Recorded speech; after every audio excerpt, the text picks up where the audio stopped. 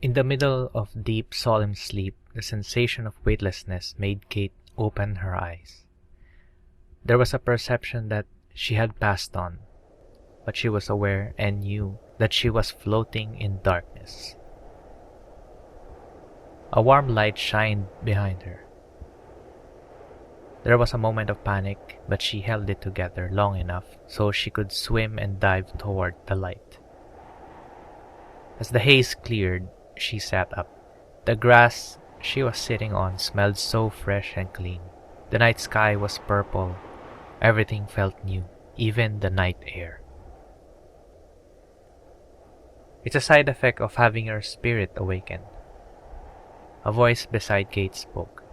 She turned and was surprised that this person was beside her this whole time. Even before she decided to run away, the woman with the mask pointed back at the sky.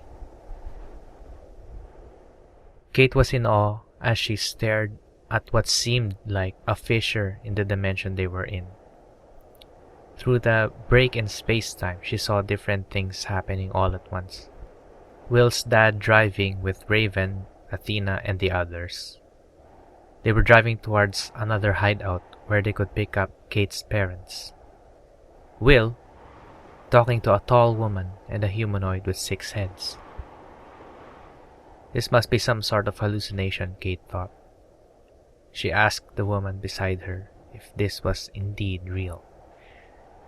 The woman never turned and kept her eyes on the images being shown at the night sky.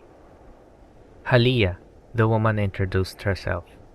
The name immediately was familiar to Kate, as she was reading about Philippine folklore since college. She even named her laptop after Halia herself. One of the moon goddesses, Kate replied. The goddess nodded her head. She was so regal and moved very slowly, as if she had all the time she would ever need. Kate felt like she was in the presence of a queen, and so she immediately fixed her dress and sat up properly. Halia mentioned that every lifetime a mortal was picked to be the next guardian of the moons, and now it was her turn. Kate wondered why she was picked. She wasn't part of any special family, nor was she all that important in general. Halia replied that it was indeed because of that reason why she was picked. She had nothing, but her heart was strong. The goddesses could see her fight battles night after night. She didn't have to, but they could see that she genuinely wanted to help even if she had no special abilities. Halia saw that Kate never sought notoriety. She kept laying her life on the line every night, and for that, the goddess decided to give her something very important. In the middle of an intense training session, Mayari mentioned calmly that the Sigaloon wasn't used by Siyahari to kill his enemies. Siyahari demonstrated absolute humility and kindness. His priority was not only the safety of the Nahimana tribe, but even the other tribes and creatures that were within their environment. That was how balance was kept. But Will's anger boiled over once again, and so he missed a step and almost got an elbow to the forehead. Mayari calmly smiled and told Will to start over, but this time, his task is to retrieve her horse. Will looked back at the horse resting nearby, and it seemed like an easy enough test. Suddenly, a huge giant appeared out of nowhere and took the horse with one hand. Will was shocked at seeing another uncanny being. Mayari took a few steps and told Will that it was an umakaan that had taken the horse. His test was to get it back before the next moon rises the following night. Mayari smiled and said that it seemed that their sessions weren't really going anywhere. So she had to raise the stakes, so to speak. Maybe then he will be able to understand what it takes to wield the Sigaloon. Kate watched from the other side. She was very worried but glad that Will was still alive. If she still had a heart, she knew it would be beating very fast.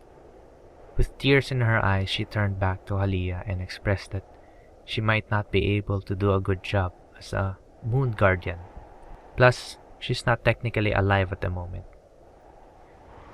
Halia, without even looking at her, replied that this was not going to be a problem.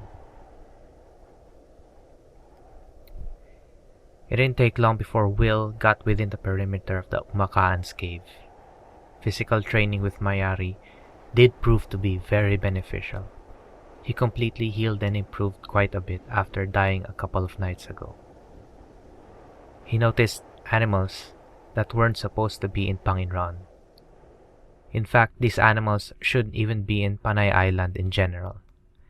Tigers, lions, crocodiles that seem to walk a little bit like serpents from movies. The animals in general looked very large, larger than usual. He was just about to sneak closer when a grizzly bear took him by the leg and slammed him at a tree. Bruised and dazed, Will tried to crawl to safety, but the lions and tigers ran towards him immediately and started to claw on him, viciously ripping his suit apart. In the middle of all the chaos, Will's mind was still split in thinking that all this was too incredible to be true, or this could all be real because of all this magical bullshit. Just in time, Will pretended to be dead. As he felt the beasts leave him, he slowly crawled towards the tree where Mayari's horse was tied to. Once he'd gotten close, he quietly untied the reins and pulled on the horse. To his surprise, the horse never moved. In fact, it slowly backed away from him. At this point, Will's temper once again started to boil, but he started pulling on the ropes a little too harshly and yelled at the poor horse. Just before Will realized that he maybe shouldn't be doing this to the animal, a deep laughter echoed behind him.